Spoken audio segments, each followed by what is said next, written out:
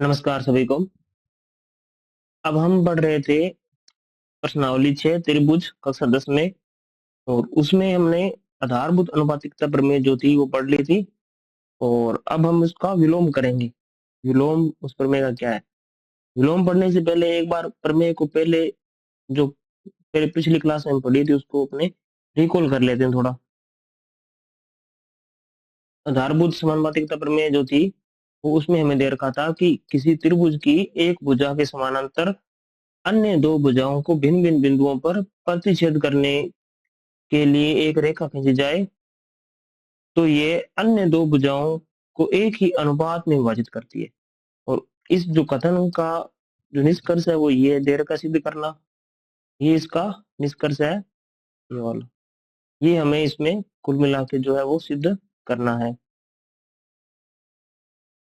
और इसमें हमको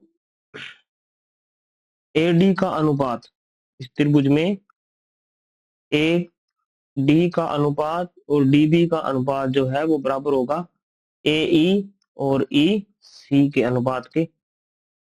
ये इस कथन का जो पूरे का पूरा निष्कर्ष है। और ये बराबर कब होता है। ये बराबर होगा जब DE समांतर हो BC के। ये हमको दे रखा है, देखो DE समांतर है BC के और ये सिद्ध हमको करना है। अब विलोम क्या होगा कि ये आपको जो सिद्ध करना था अनुपात वो तो दिया होगा और समांतर आपको सिद्ध करना है। तो विलोम इसका ही हो जाएगा। विलोम में आपको अनुपात बराबर दिया होगा और भुजाएं जो है वो समांतर सिद्ध करनी है। इसका आप थोड़ा सा माइंड में रख के चलोगे। अब देखो इसमें प्रश्न प्रमेय नंबर 6.2। प्रमेय नंबर 6.2 में हमको दे रखा है यदि एक रेखा किसी त्रिभुज की दो भुजाओं को एक ही अनुपात में विभाजित करे, देखो अनुपात बराबर हमको दे दिया इस कथन में, तो वह तीसरी भुजा की क्या होती है, समानांतर होती है। तीसरी भुजा के समानांतर हमको सिद्ध करना है। अनुपात हमको बराबर इसमें पहले से दे रखा है, तो इसमें हम लेके चलेंगे। दिया है अनुपात बराबर, तो अनुपात बराबर दिया है तो हम मानेंगे AD बटे में DB बराबर है AE बटे में EC। ये अनुपात जो है वो ये बराबर दे रखा है और सिद्ध करना है कि रेखा समांतर है। सिद्ध क्या करना है कि जो रेखा है DE वो समांतर है BC के। DE समांतर है BC के। DE ये वाला भाग DE और इधर BC, ये दोनों समानांतर है। ये हमको इसमें सिद्ध करना है। इसको सिद्ध करने के लिए हमको एक रचना करनी पड़ेगी और हम मान के चलेंगे कि जो DE है वो BC के समांतर है। इसके समांतर तो दे नहीं रखी DE को, तो DE डैश लेंगे। E डैश ये वाला, ये E डैश है, E डैश। तो ये हम लेके चलेंगे इसमें, तो रचना करेंगे। रचना में क्या है, रचना से DE डैश DE डैश समानांतर है BC के। E डैश की जगह आप कोई अन्य पॉइंट भी ले सकते हो, E के बाद में F ले लो, पर मैंने E डैश ले लिया इसमें।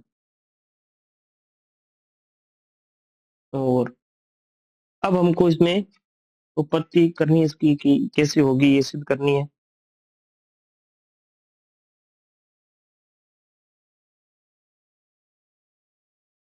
तो देखो इसमें ये समांतर दे रखी है। अगर ये रेखा समांतर होती है तो थेल्स प्रमेय क्या कहती है कि भुजाओं का अनुपात क्या होगा, बराबर होगा। तो भुजाओं का अनुपात कौन सा, इस साइड में तो लेना अनुपात आपको AD और DB का। तो यहां से तो आएगा AD अनुपात DB बराबर आएगा राइट साइड में E डैश तक का अनुपात और फिर E डैश से सी तक का अनुपात। तो ए ई डैश भाग में ई डैश सी, ये अनुपात इसका क्या आएगा, बराबर। और कारण लिखना इसका, तो साथ में ब्रैकेट में यहाँ पर लिख देंगे कि जो डीई है, ई डैश और डीई डैश है जो समांतर है बीसी के, और उसके बाद आपने क्या किया, थेल्स प्रमेय लगा दी। तो थेल्स प्रमेय से, और थेल्स प्रमेय भी आपने इसमें साथ में लगा दी। इतना आपने इसमें काम किया। अब देखो आपको एडी बटे डीबी बराबर एई बटा ई सी दे रखा है, इधर एडी बटे डीबी बराबर एई डैश बटे ई डैश सी दे रखा है। दोनों में लेफ्ट साइड जो है वो सेम है, दोनों में लेफ्ट साइड सेम है, तो राइट साइड भी क्या होगी इनकी, सेम होगी। समीकरण एक इसको मान लेते हैं समीकरण दो, और दोनों समीकरण की लेफ्ट साइड बराबर है तो राइट साइड भी बराबर होगी। तो हम लेके चलेंगे समीकरण एक व दो से समीकरण एक व दो से ए ई बराबर है ई सी के, और ए ई डैश बराबर है ई डैश सी के। अब इसमें आपको एक छोटा सा पॉइंट याद रखना है कि दोनों पक्षों में एक जोड़ना है, दोनों पक्षों में एक जोड़ना है। और वो जोड़ना क्यों है, क्वेश्चन को हल करोगे तब समझ में आ जाए क्यों जोड़ना है। एक बार के लिए आपको इसमें याद रखना है, दोनों पक्षों में एक जोड़ने पर, दोनों पक्षों में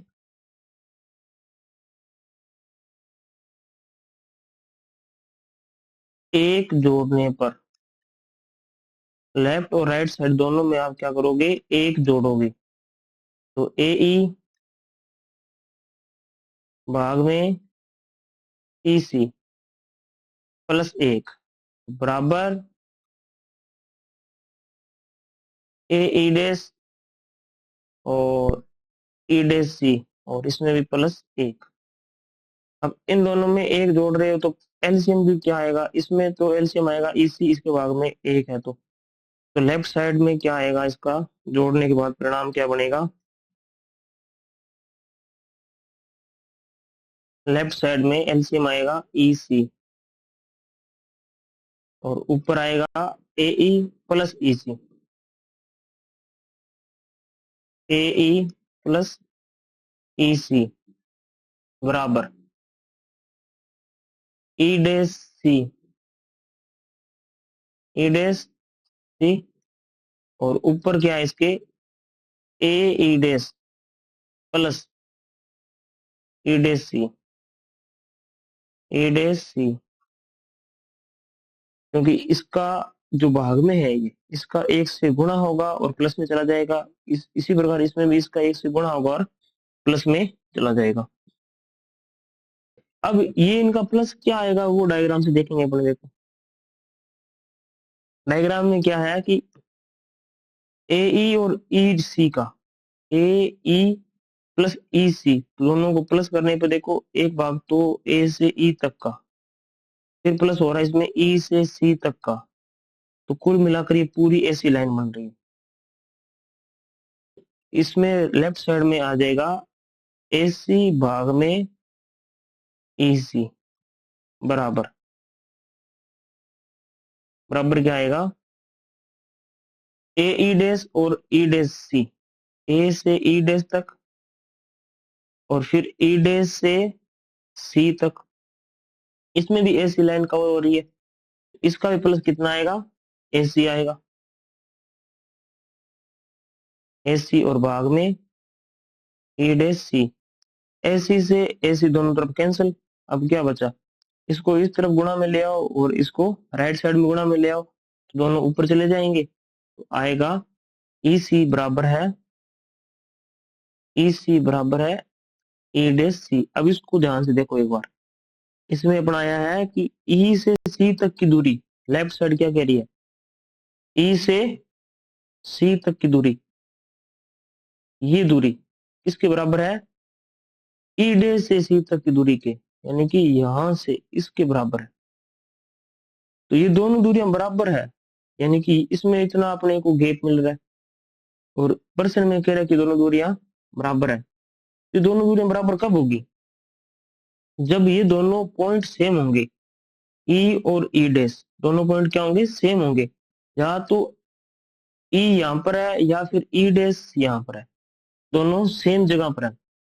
और जो पॉइंट सेम जगह पर होते हैं उन्हें कहते हैं संपाती बिंदु। क्या कहते हैं उन्हें? संपाती बिंदु। अब लिखेंगे बिंदु ई वे ई डैश क्या है इसमें? संपाती है।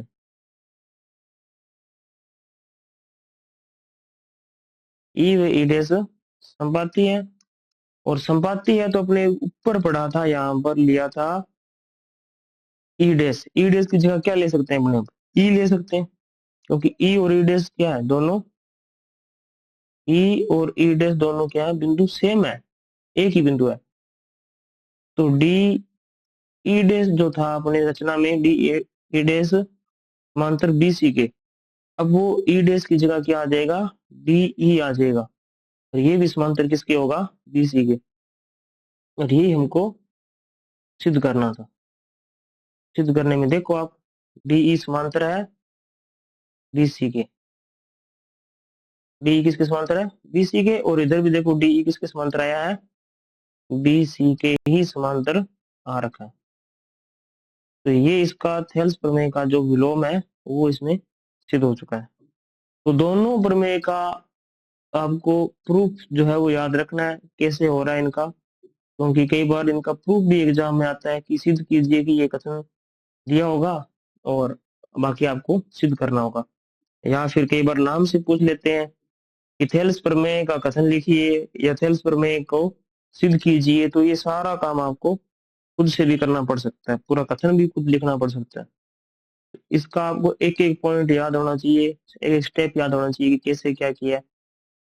देखो स्टार्टिंग में जो दिया था वो लिख दिया आपने, फिर एक रचना की, क्योंकि एक रेखा इसमें थेल्स प्रमेय लगाने के लिए रेखा समांतर होनी चाहिए, और इसमें तो समांतर सिद्ध करनी है, तो हम एक अलग रेखा खींचते हैं, ये डैश डैश वाली जो ग्रीन लाइन से खींची है, ये अलग रेखा खींची और इसके अपने समांतर मान के चले अपने, और समांतर मानने के बाद में जो अंश थेल्स प्रमेय लगा दी। अब दोनों में देखो एक समीकरण, समीकरण नंबर 2 में लेफ्ट साइड सेम है तो राइट साइड भी सेम होगी, तो दोनों साइड सेम होगी तो इनको बराबर रख दिया, फिर दोनों पक्षों में एक जोड़ दिया। एक जोड़ने के बाद ऊपर वाला जो भाग है दोनों का सेम आया, ऐसी ऐसी वो कट हो गया और भाग में जो है वो बराबर बचा। और ये यहाँ से फिर सिद्ध हो गया कि जो इनके बीच का गैप है वो बराबर है, मतलब कुछ नहीं है, जीरो है इनके बीच का गैप जो है वो, गैप जीरो है, दोनों बिंदु एक ही पॉइंट पर होंगे। तो ई डैश यहाँ होगा या फिर ई ई डैश की जगह होगा। तो जो बिंदु सेम होते हैं, एक ही जगह पर होते हैं, उन्हें क्या कहते हैं? संपाती बिंदु। और बिंदु संपाती है तो ई डैश यूज करो या ई यूज करो, कोई फर्क नहीं पड़ेगा। तो ये तो अपने लिखा था रचना से, कहाँ से लिखा था? रचना से। और रचना से ही अब देखो ई और ई डैश सेम आए हैं तो ई डैश की जगह ई लिख दिया, और यही हमको सिद्ध करना था। तो ये थेल्स का विलोम हो गया। अब भी अगर कुछ आपको डाउट रहे तो आप कमेंट में पूछ लेना, आपका डाउट जो है वो क्लियर करने की कोशिश की जाएगी। धन्यवाद।